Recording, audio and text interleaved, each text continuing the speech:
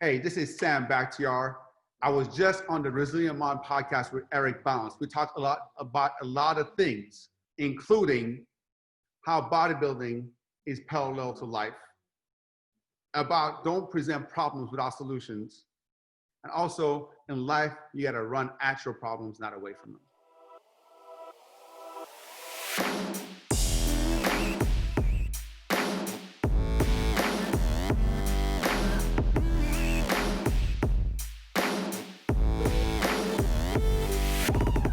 Welcome everybody to the Resilient Minds podcast. I'm really grateful to be here with Mr. Sam Bakhtiar.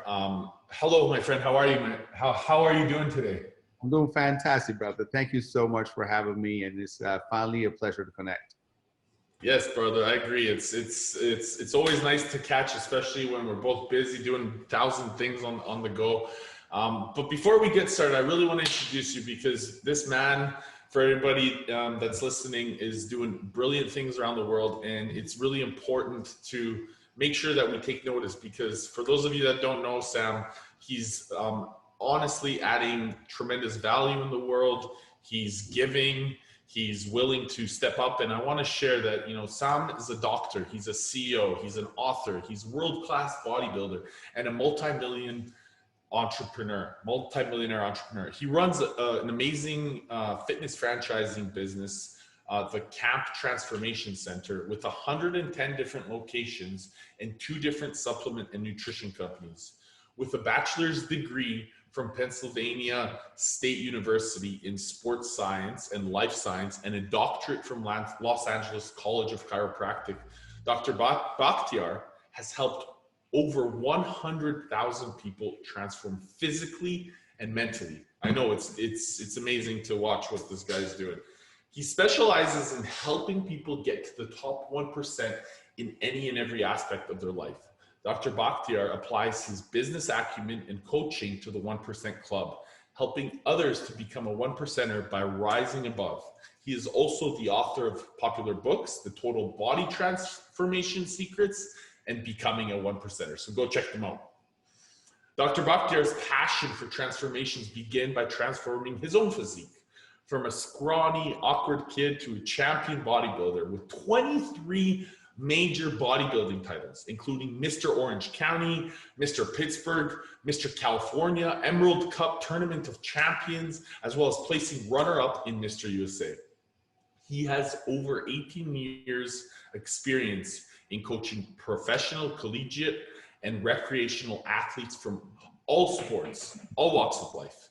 Today, he's a proud husband, a father of 2 beautiful girls, a devoted family man, and a businessman, of course, because success without fulfillment is the ultimate failure.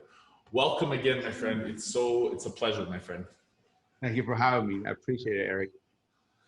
Dude, I know we've been, like I said earlier, we've touched on it. We said we're both crazy busy. It's so nice to finally am back on this side of the world, and we're able to get our calendars together, and it's been such a blessing to be able to make it work. And first and foremost, I really want to share my gratitude to you because I know that sometimes there's so many things that are coming up in our lives, and there's always things that are mixing up. So making the time and using our most precious resource to share your brilliance and all the time and effort and energy that it takes to bring the value to the world, that you're continuously doing it. I just want to say thank you. So before we get started, I always want to set the stage and share. With the Resilient Minds podcast, I always talk about how our experience, which I like to call our X factor, contributes to their big whys, our Y factor, right? Our big why.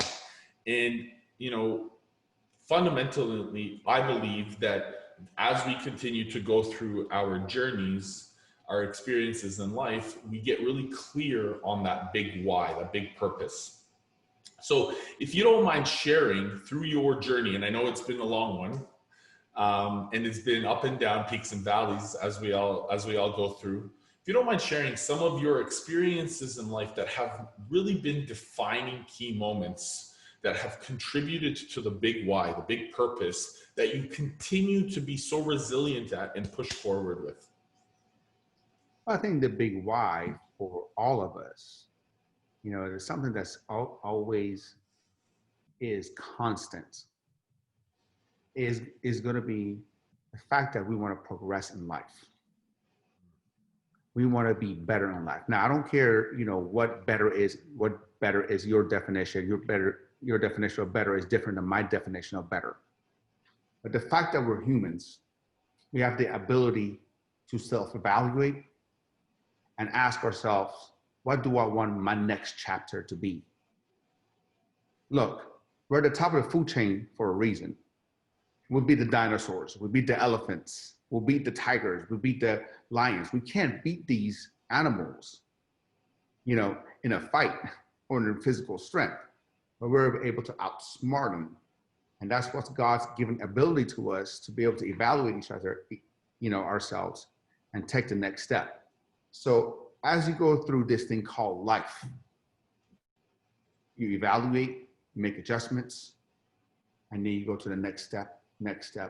Some people want to call that wisdom, whatever you want to call it, and for me, all the things that I've gone through in life has led me to what I am today. 5 years from now, my goals might be different.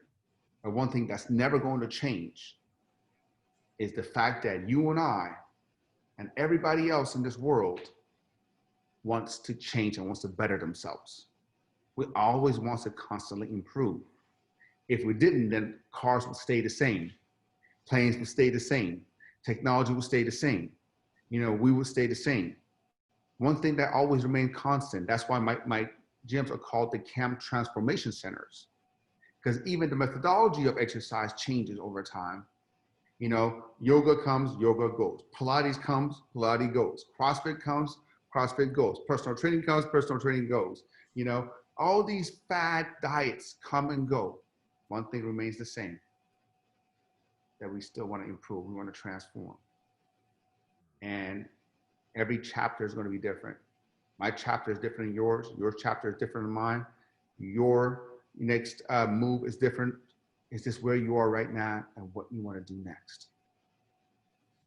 I really love the process of that constant and never-ending improvement, right?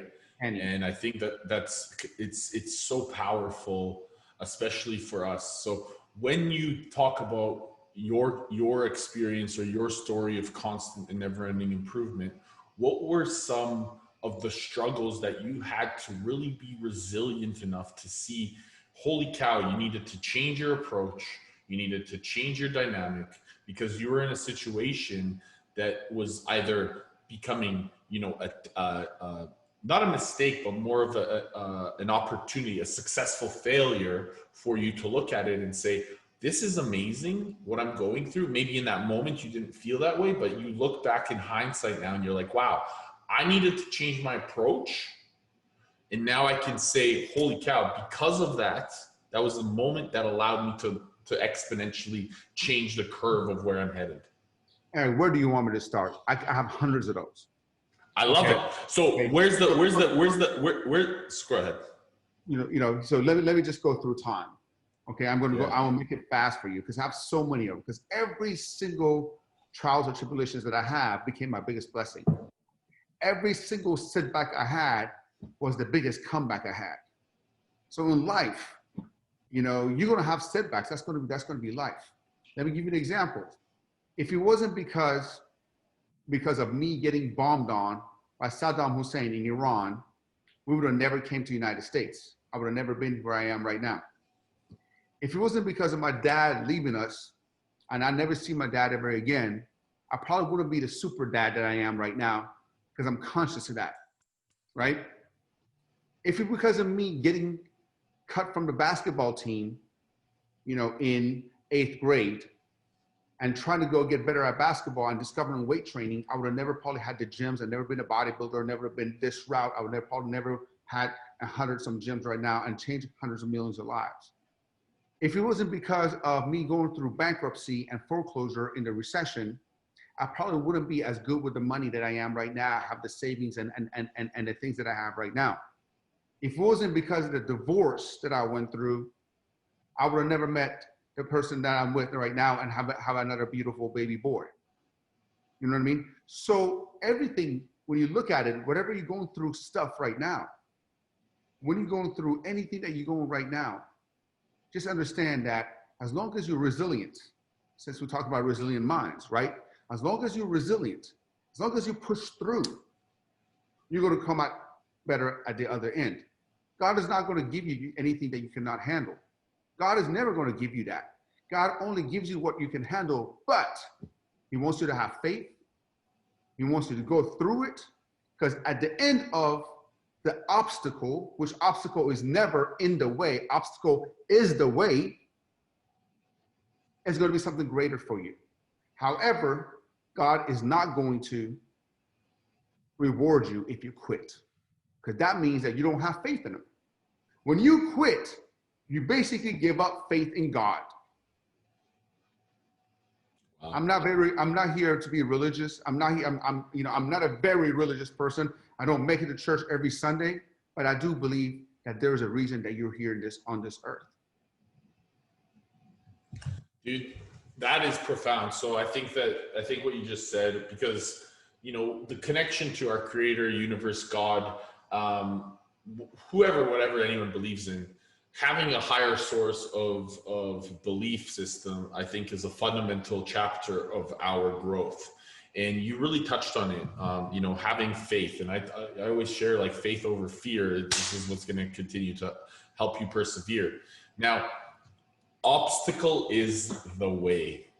Wow. Profound. Obstacle is the way. Obstacle is not in the way. Obstacle is the way. You got to push through it.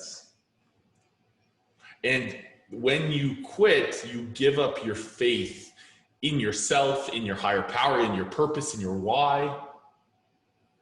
So when people are approaching you and they're struggling, and there's this ideology that it's easier to quit than to push forward, what would you tell them?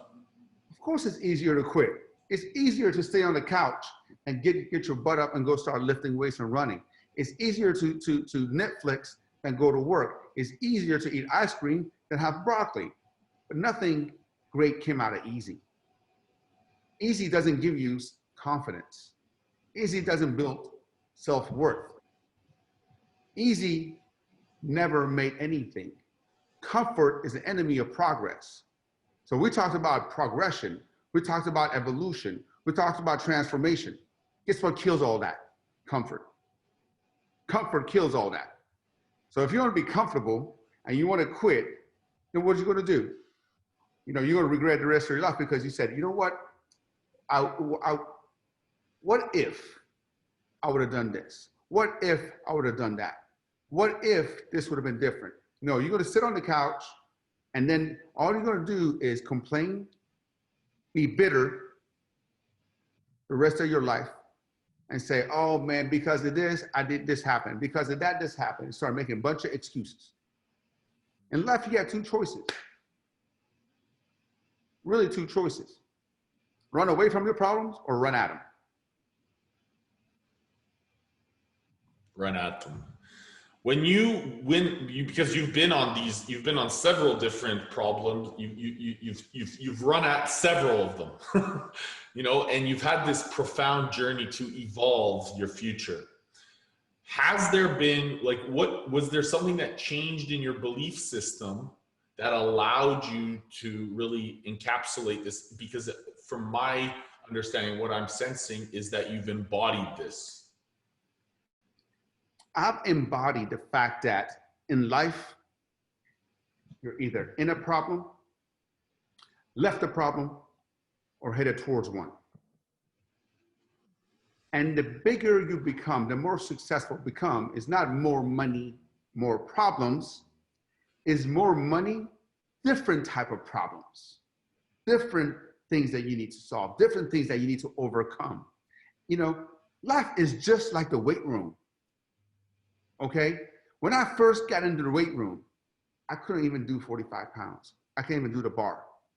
After a couple of weeks of just being resilient, going back, I was able to do the bar. A few more weeks, 10 pounds. A few weeks, 45 pounds. A few weeks, next thing you know, I'm doing 300-400 pounds on bench. Okay? Well, life is the same way. In the beginning, a little obstacle is a big, big deal.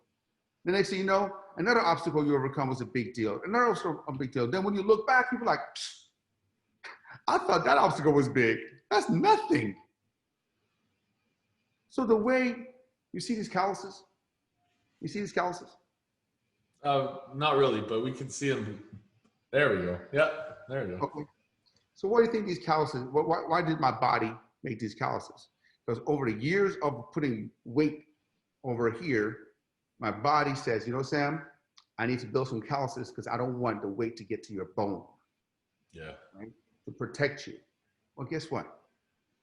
By going through obstacles, by going through trials and tribulations, by solving problems, you're going to build some mental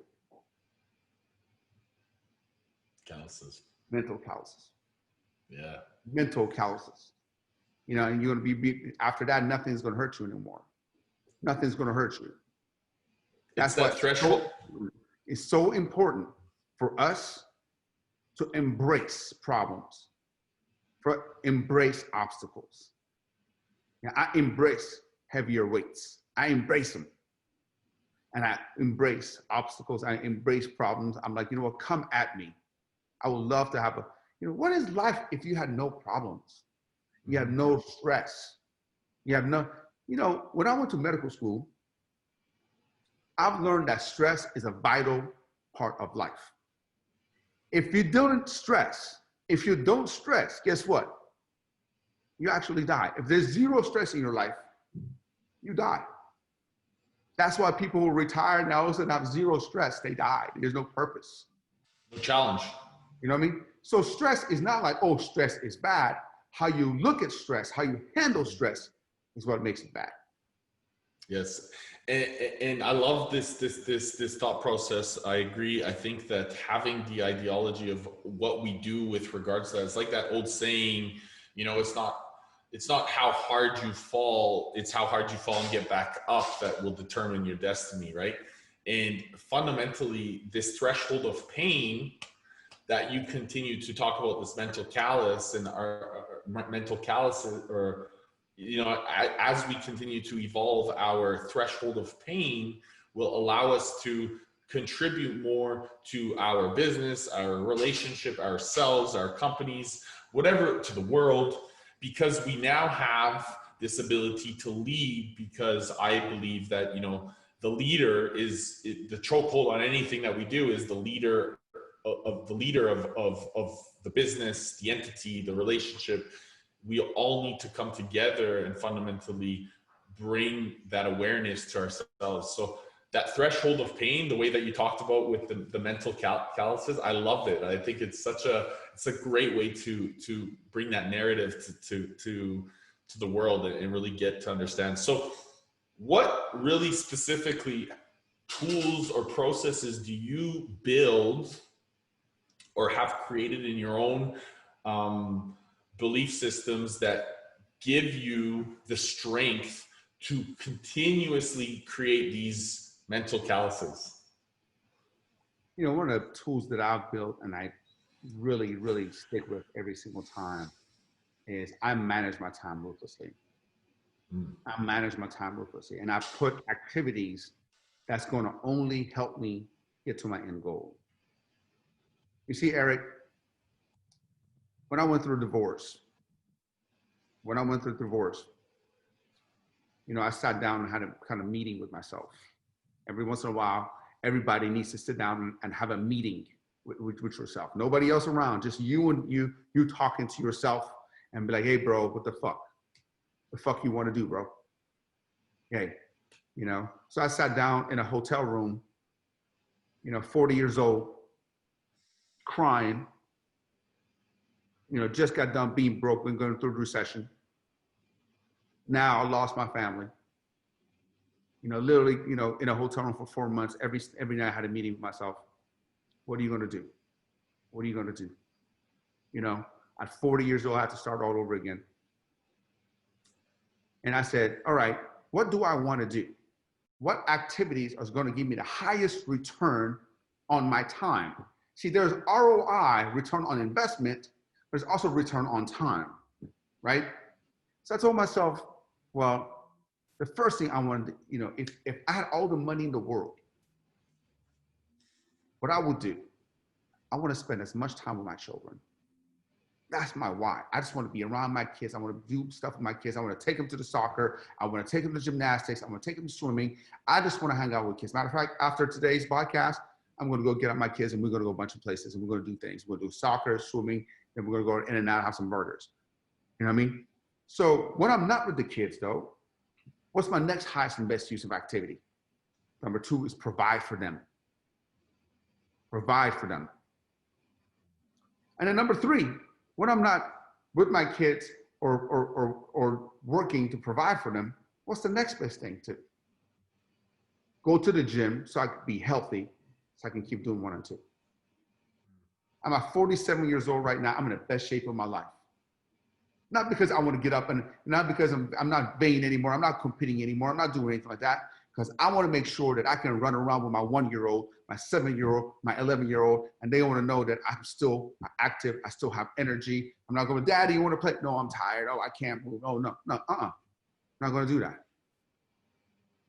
So when you're crystal clear about what you want out of life, decision-making becomes very easy. Very easy. If somebody calls me up, yo, you want to go meet and watch the game and have some drinks? Does it provide me time for the family? Nope. Does it make money for the family? Nope. Does it get me healthy? The answer is no. Now, hey, Sam, do you want to meet? I got this business proposal. I think it's going to be great. Hell yeah. So all my waking hours are dedicated to 3 activities: make money, spend time with children, or get healthy, get in the gym. Wow. So, you know, we briefly talked about me going through a breakup off the air, just recently moving back here to North America. And I don't know if you know this, Sam, but I've been divorced in the past as well. And the common pattern is me not being able. Let's put it this way. I'm the common denominator, and there's a continuous in the relationships that I think. And so I did some thinking time recently. you know, Eric, at least you admit that you're the common denominator. You know, I had a friend one time, one of my really good friends, you know, he dated all these girls and he's like, Sam, this girl was crazy. This girl was crazy. This girl was bipolar. This, and this and that. I told him, James, the only common denominator is you. Yeah, so all these 20, 30 girls you mentioned couldn't have mental issues. So maybe you want to kind of take a look at yourself and kind of reassess. And, you know, at least he did that. And you know, at least you admit that, hey, I'm not perfect. You know, and I'm not saying she's perfect or anybody else is perfect, but nobody is. It's 2 people seeing the same way and getting along, right? And that's exactly what it was, right? It's like it's taking the time to really spend. What is the relationship that I want to continue to create? First of all, with myself, and then so that I can go out there and have that with, you know, my future beloved or my future children or, you know, everything in the future. And it's like, how can then I show up even stronger as a leader in my business? And I think that there's the common concept, and maybe you can elaborate a little bit, describe some of that process of really connecting for anybody that's listening, maybe going through, you know, an experience like we have, or like you have. Describe the process that really got you super clear on those 3 fundamental steps that you wanted to show up as. Because for me, my understanding was like, I know now that I need to get stronger with my relationship with my creator, with my higher source. And that therefore gives me the integrity and the power of what I can show up as. And then I know that I can show up as a better leader and be more conscious in my leadership for my team. And as a result, I can stand in my own grace and see what's possible so that therefore I'm not looking out there for fulfillment from somebody else, but it's within me that I was able to create it. And that was something that stood for me. But I'd love to know, especially since, you've done these tremendous things in the world and you continue to, and you have an amazing family and you have an amazing, relationship, and, you're definitely far along the line. What was it, the process for you that really got you to go that deep and understand, listen, this thinking time, this meeting with myself was a fundamental byproduct of who I am today? When you are at your lowest, you sit down and self-evaluate everything. You're not self-evaluating everything when you're at the top. When you're at the top, you're, man, shit, everything's good, man. I'm the man. What the hell? You can't tell me nothing, bro. I'm the man. I make money. I got bitches. I got this. I got that. That's what you do, right? When you're at the top, but when all of a sudden life knocks you down, that's when all of a sudden you used to have a evaluation. That's when you sit down and start grading yourself in what areas you want to improve, what areas you want to get rid of, how you want to be able to move forward, right? Look, I hate to say it, people don't discover Jesus at the top. Yeah. Nobody all of a sudden becomes a billionaire and becomes, oh my God, all of a sudden I discovered Jesus. No, they become a billionaire, they lose it all, then they discover Jesus. Yeah. Because they sit down and self-evaluate. And that's why I love it when God humbles you. I love it when God, punches you in the face and said, sit your ass down. Sit your fucking ass down. You ain't the man. I'm the man. Let me tell you, nobody cares about your plan. I'm the man. I'm going to make the plan. And you know what? I've been punched in the face a few times, hard. I told you, divorce, bankruptcy, foreclosures, losing, not having a dad, all that kind of stuff. So every time you get punched in the face, you get back up and you self-evaluate and move forward. And sometimes you have to get punched in the face multiple times. So you realize, man, all right, man, I need to humble myself. I need to chill. I need to just do what I can do and do the right things and self-evaluate. And that's how you are able to be crystal clear in life. So that's how you really position now. You transition that same process to get crystal clear into your business, I imagine. So describe the process of what it was like to really take your business now to this fundamental understanding where, I'm sure that at the beginning, you were hustling, you were grinding, you were doing everything it takes. And what was it that allowed you to really start to believe in the process? Wow, I'm actually creating something that I'm going to leave a legacy behind. The way you discover that is by chipping away at it. I mean, I chipped away at it. When I went through the last recession, okay, I lost everything. House was on foreclosure, minus $314 in the bank account. We were expecting our first child. I was having all these negative self-talks that, oh my God, I'm going to be just like my dad, not provide for my kid. I had all these things. I stopped working out. That was the first time I stopped working out for a year and a half. Talking about just depressed out. I didn't know what to do. My why has always been providing for my family because I never had a dad to provide for me. So I never wanted to be that deadbeat dad and not be able to have, give the kids what they needed. And so that severely put me back. So one day I got up after, having so many pizzas at night and junk food and not working out, and said, you know what, just get up and try. Just get up and try. So I got up, literally from 2008 to 2013, 2014, for a period of 5-6 years, Eric. I got up, I tried, I got knocked down, got up, tried.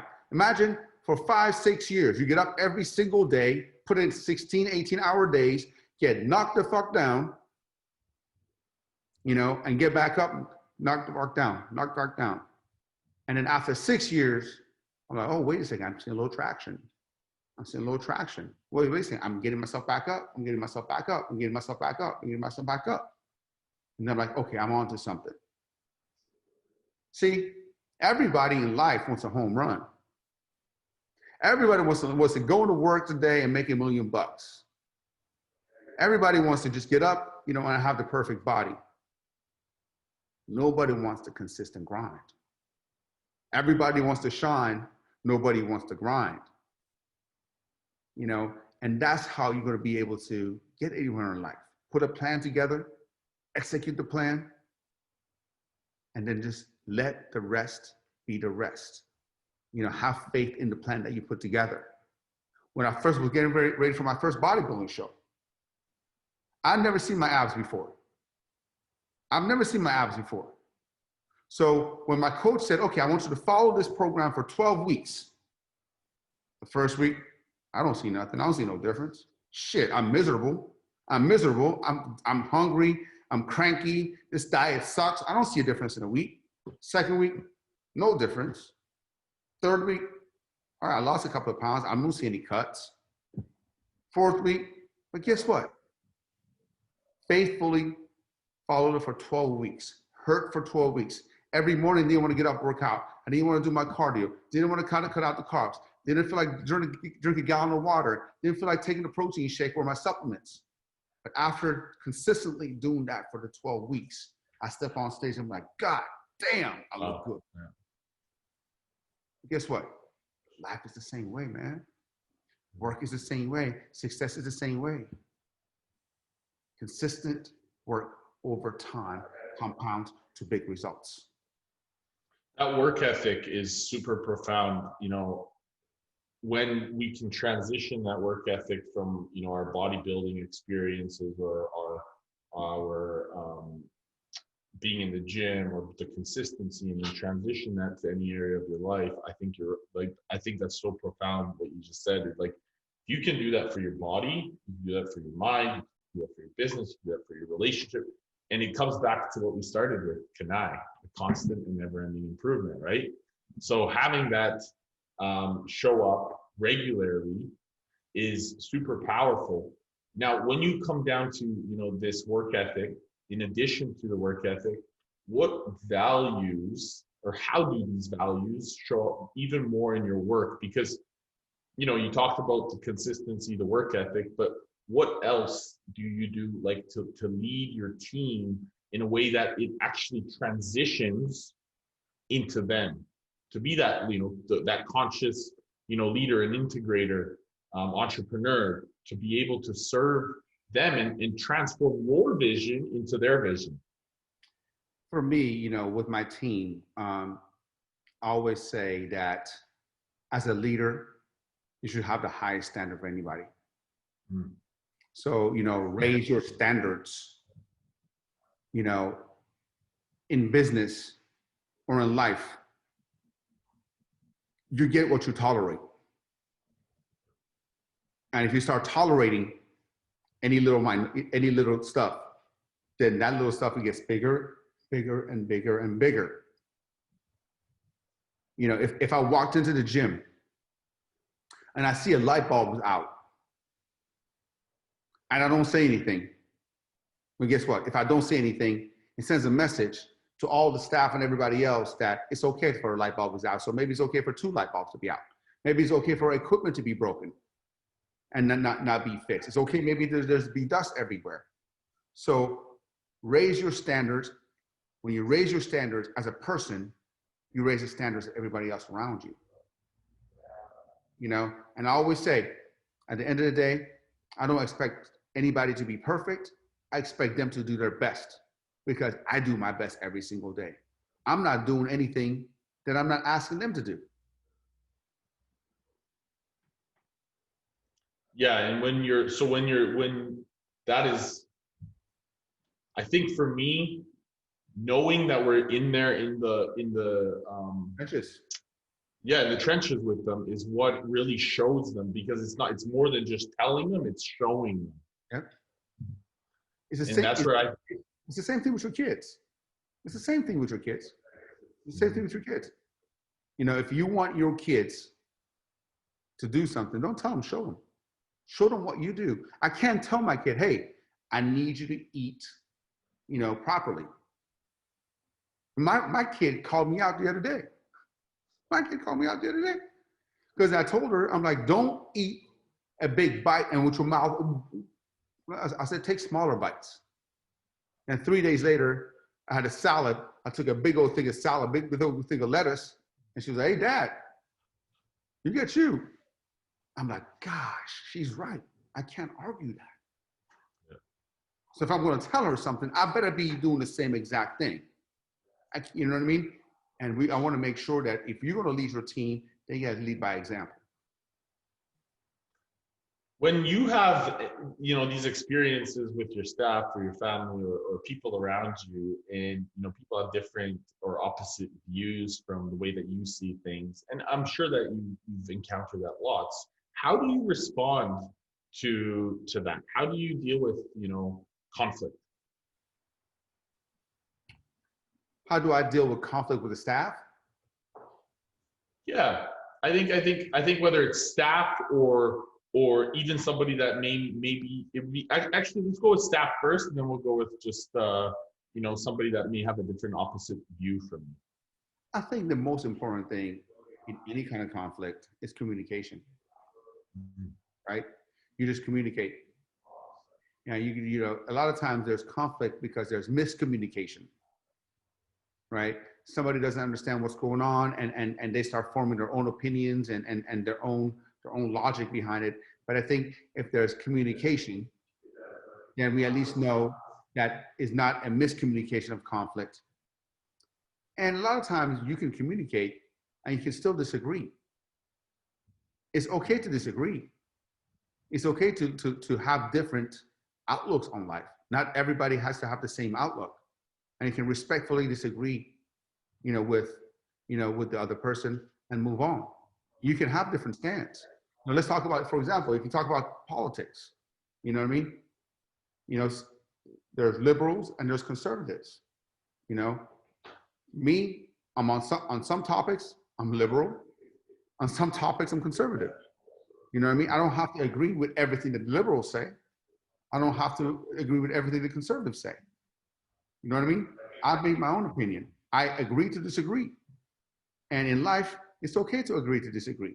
The only time it becomes a problem, it becomes a problem if that person does not fit in your life. If they're agreeing to disagreeing is affecting them, by all means. I don't understand when people are arguing on social media about politics. Oh, don't talk to me if you like Trump. Don't talk to me anymore if you like Biden. Who cares? They can like Trump, they can like Biden. It doesn't affect you directly. Formulate your own opinion. Absolutely. Now, if somebody is in my organization, in my staff, and their vision is not the same as the vision of the company and what we want out of the company and what the direction we want the company, then that's a different thing. Because they're on my payroll, they're on our company, and the same thing. And that's different.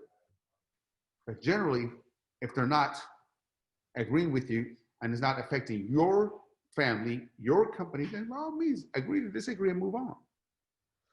And I think you said something here: communicate and disagree. It's like, how can you be in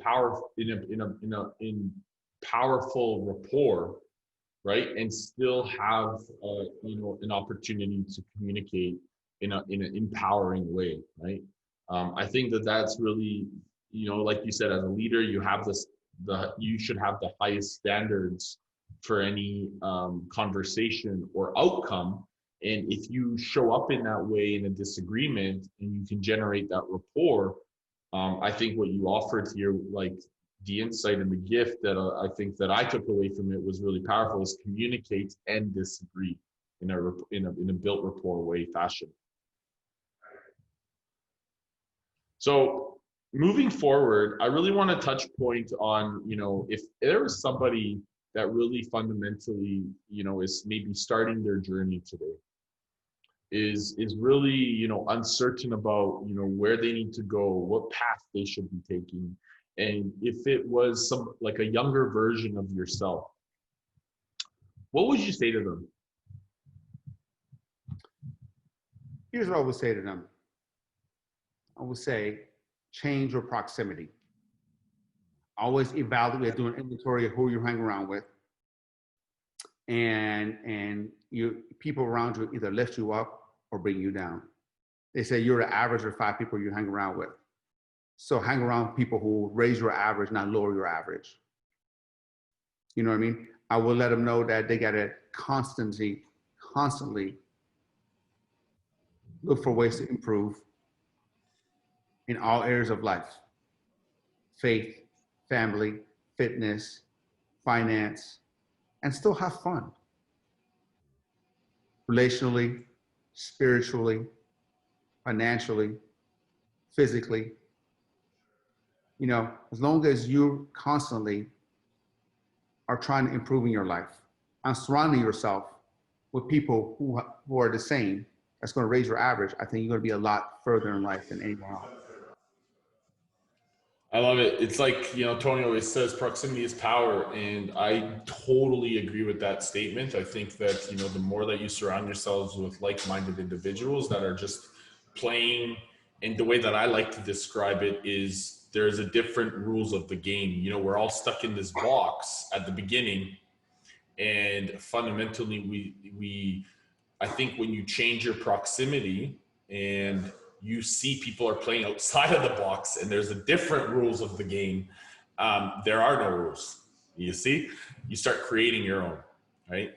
And to me, I think that's been a really huge realization as I continue to surround myself around, high leverage, high level individuals that are thinking in that manner. I think it's been a huge way to just give tremendous paths of success to the people that want to be on that next journey.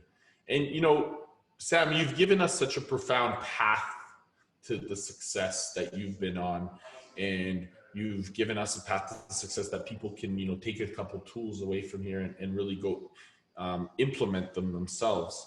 What would you say is one reason why people would fail? Fear. Yeah. Number one reason, bro. Number one reason. I've seen so many people just throw their life away. Just throw their life because there's always fear. Fear of failing. Fear of what people think. Fear of what if. Fear of what that. Fear of the unknown. Because fear is uncomfortable. Fear is something that you haven't done. You know what I mean? And number one reason people fail is always going to be fear. Because people just don't want to fail. Nobody wants to fail. But you have to embrace failure. You have to embrace adversity. You have to embrace obstacles. You have to embrace problems. You have to embrace them, because without those, you can't get to the next level. See, the next level is the next step up. Nobody wants to go up the steps. Going up the steps is hard. I did stairs this morning. Every step is hard. But every step is going to get you closer and closer. But every step requires pain and being uncomfortable. Yeah. And if you're not willing to go through the pain and being uncomfortable, then you might as well just sit, work your little job, watch your little Netflix, eat your little cheeseburger, and go through life being the same. I think that too, the outlook, the orientation of it, the lens that's powerful associated with that is like, can we be solution oriented or problem oriented? Which way are we going to look at it? Do you agree? I 100% agree.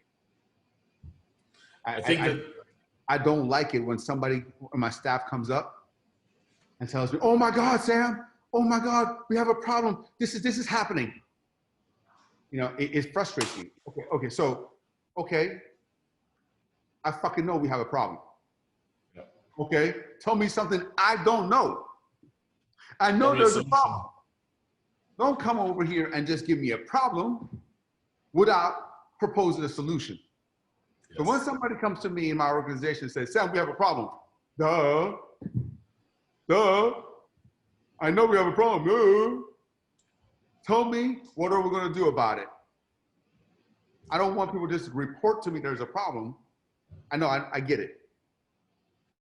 I love that. And then it's like, how can they, and one thing that I've like recently really wanting to implement in my own team is like, show me 3 options, because one option isn't an option. It's not, there's no choice. Two options is a dilemma. And 3, we have actually options. And it's like, when we can focus those solutions with 3 different opportunities, we can see the upside and the downside of each of them.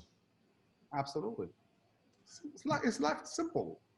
Life is simple. Yeah. I hate when somebody comes up to me and I had one yesterday.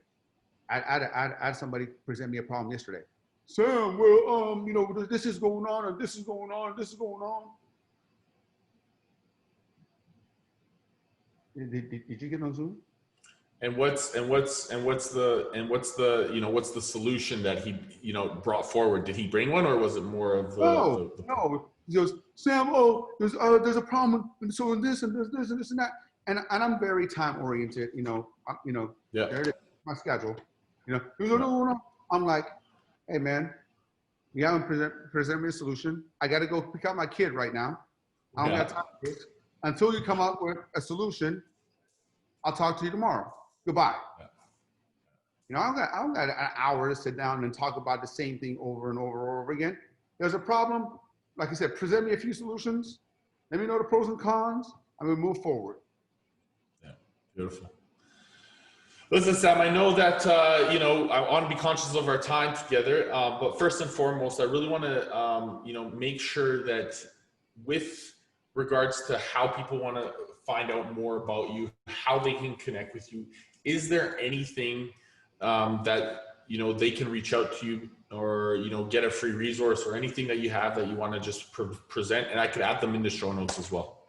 Well, the best resource for them, man, they can text me directly. I have a community number, you know, 909-200-4015.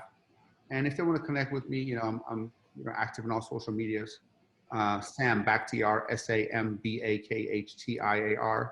And Eric, man, I just want to take this time to thank you. I'm grateful for you and grateful for this interview. You asked me some questions that not too many people have asked, and I appreciate it. It wasn't a monotonous interview, you know, and I appreciate you, man. I'm so glad we finally connected. Likewise, Sam. It was a blessing. Before you go, I have one last question for you, because I always love to make sure that we hit it with a profound insight. If you had three days left to live, what would you do? I would just be with my family, hug them, love them, and tell them how much I love them and care for them, and give them the blueprint of what I want them to do after I'm gone. I want to spend every second of it with my family. Sam, you're a good man. Honestly, it's been a pleasure to connect with you. I'm so grateful we made it happen, and love the insights, love the value, love what you're doing. And for anyone that's listening right now, you got to go check out Sam. Make sure you're following him on Instagram. Make sure you're reaching out to him. Send him a text message. Let's make it happen. You guys connect. This guy's a brilliant man, just offering tremendous value to the world. I'll see you guys all later. Blessings. See you, Sam. Thank you, Eric.